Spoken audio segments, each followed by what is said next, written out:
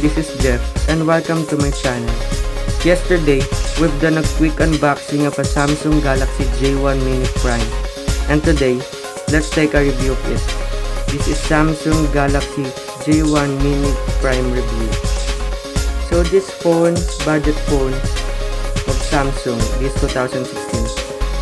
It has a 4 inches screen with pack of Android Marshmallow 6.0.1.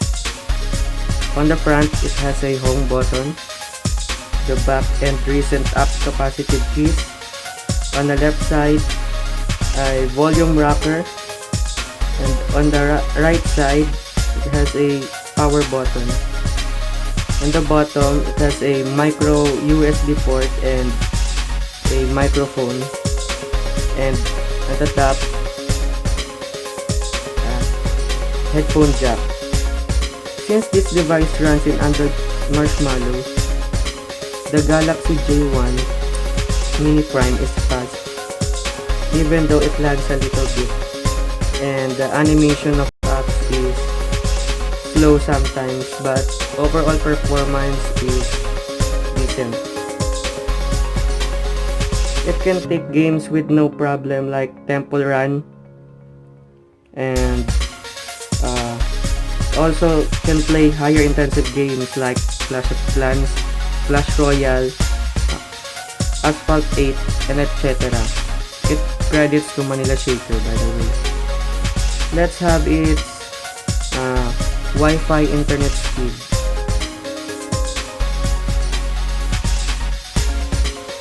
Speed test.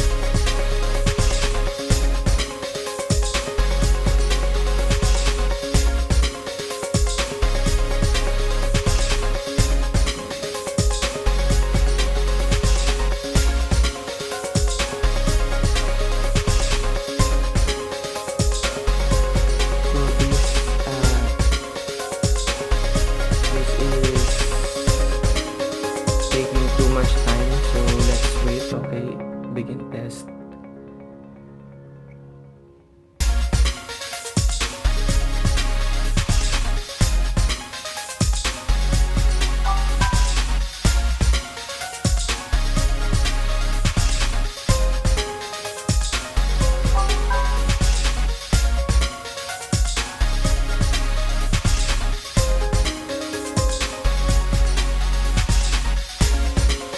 So yeah, I'm not expecting too high internet speed performance because this is a budget phone.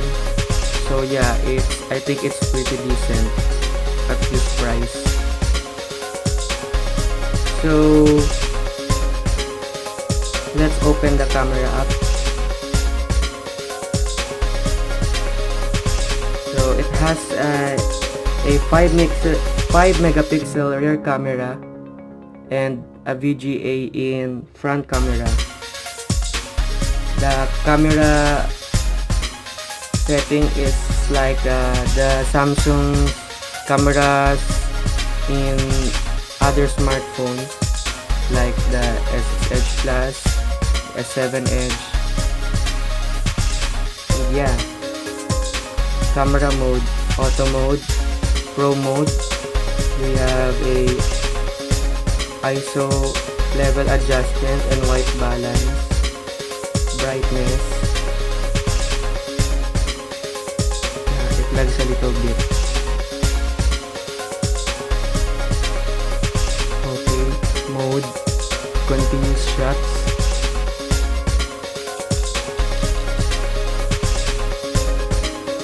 Like burst shots here.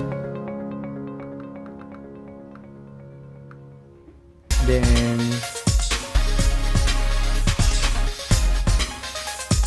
sports shots for focusing on the subject.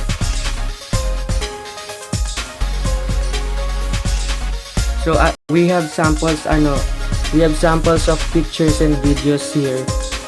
So let's take it. So guys, thanks for stopping by.